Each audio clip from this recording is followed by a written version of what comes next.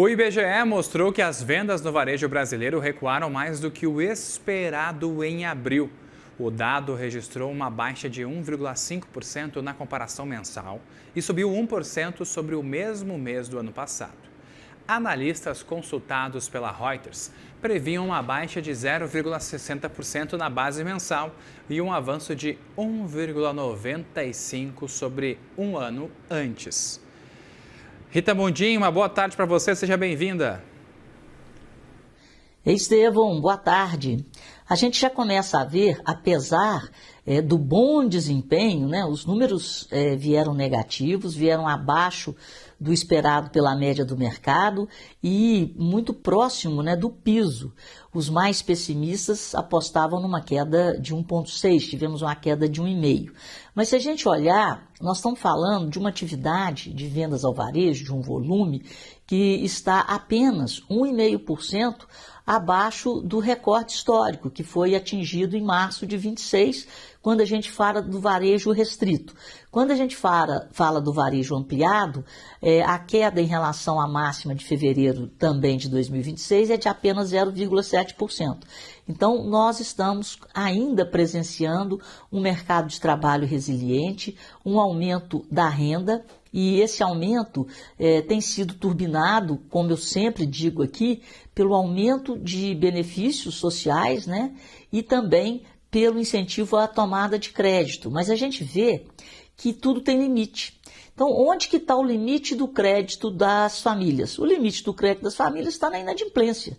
Então, quando você tem uma inadimplência cada vez maior, essa capacidade de tomar crédito, né, ela vai minguando, porque você não tem mais essas pessoas com o CPF, né, positivado. Nós são mais de 80 milhões de CPFs negativados.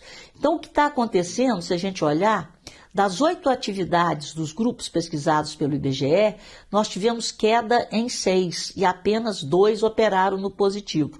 E quando a gente olha, essa queda ela é maior naqueles setores mais sensíveis ao crédito. Então, qual foi o destaque positivo? Supermercados, hipermercados, quer dizer, as pessoas têm que continuar se alimentando, comendo. Então, houve uma alta de 1,3%. E o destaque negativo foi nos combustíveis, lubrificantes, porque o preço aumentou, o pessoal recuou. Então, houve uma queda de 6,2%. E em outros grupos que são muito sensíveis à tomada de crédito, como eletrodomésticos, artigos pessoais, né, de roupas, etc. Então, esses grupos sentiram.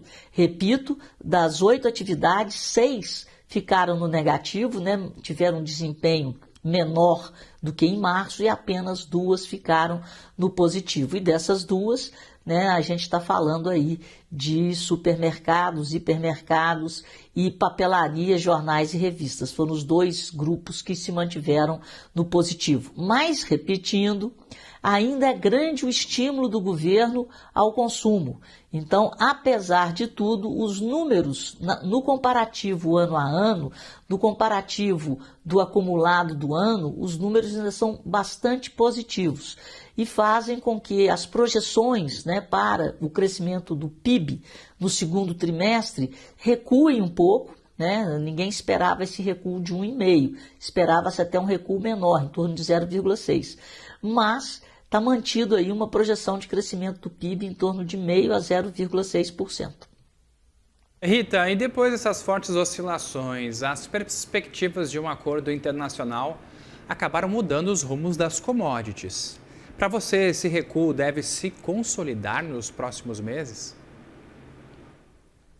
Olha, eu até citei ontem aqui que o Goldman Sachs, no sábado, ele fez um relatório apontando que, em função da normalização, né, do tráfego, da produção nos países do Oriente Médio que foram atingidos por bombardeios, né, a gente está falando de 20% do petróleo do mundo que é produzido ali e passa pelo Estreito de Hormuz. Então, nós temos uma série de fatores que têm que ser normalizados. Os estoques iranianos, as próprias vendas iranianas. Então, tudo isso tem que voltar ao normal. Então, no sábado, antes da assinatura do acordo, ele havia previsto que o preço do barril de petróleo ficaria na faixa de $90. Hoje, depois do acordo e dessa queda muito forte, em 2 dias, nós temos o preço do barril de petróleo, tipo Brent, também o WTI, caindo em torno de 13% nesse mês de junho. Então, eles revisaram de $90 para $80 a projeção do preço médio do barril para o ano de 2026. E para 2027, eles já estão projetando $75. Então, o que está acontecendo é que a expectativa de normalização ela está melhor do que se esperava antes da assinatura do acordo. Então, eu acho que está sendo feito um esforço, né? Um esforço global, porque esse conflito no Oriente, que era para ter uma duração de no máximo 1 mês, né, ele se estendeu muito e trouxe uma preocupação global com a inflação que todos querem minimizar. Rita, mais falando ainda desse cenário externo, um pouco mais calmo, o mercado logo esperava uma reação positiva por aqui, por exemplo, a gente vê a B3 perdendo capital estrangeiro. O que explica o fluxo negativo na nossa Bolsa de Valores? Pois é, o Brasil tem as suas particularidades e seus próprios problemas. Nesse minuto, agora há pouco, a Fitch, ela reiterou a nota de risco do Brasil, com a perspectiva estável, né? É B, mas com a perspectiva estável. E o que a Fitch fala? Tudo aquilo que a gente fala aqui todo dia.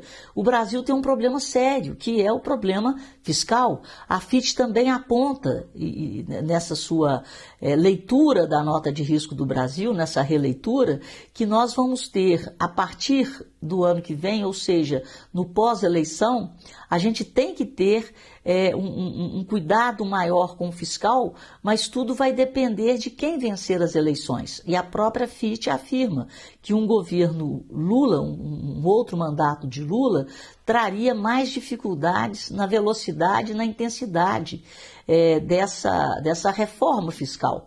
E que um governo de direita, né, seria um governo mais voltado a corte de gastos, né?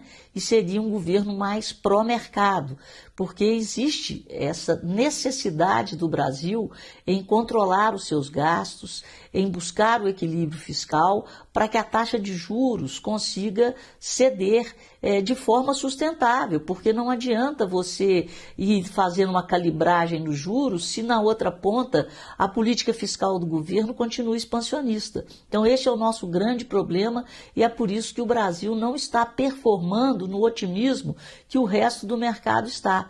O dinheiro que entrou está saindo, porque estamos em ano eleitoral, o dólar está pressionado e o pior, os juros futuros estão pressionados exatamente por esse problema fiscal. Então, nós não temos muito espaço para corte na Selic. Agora, na B3, a Selic para o final de 2026 está em 14,25, que é a maior aposta do mercado para a decisão do Copom de amanhã. E depois de 26, nós temos a Selic em 14,5, 14,3, mas nada abaixo de 14%, se tivermos que conviver com esse mesmo modelo de governo. Rita Mundim, muito obrigado pela sua análise aqui com a gente hoje. Uma boa tarde para você.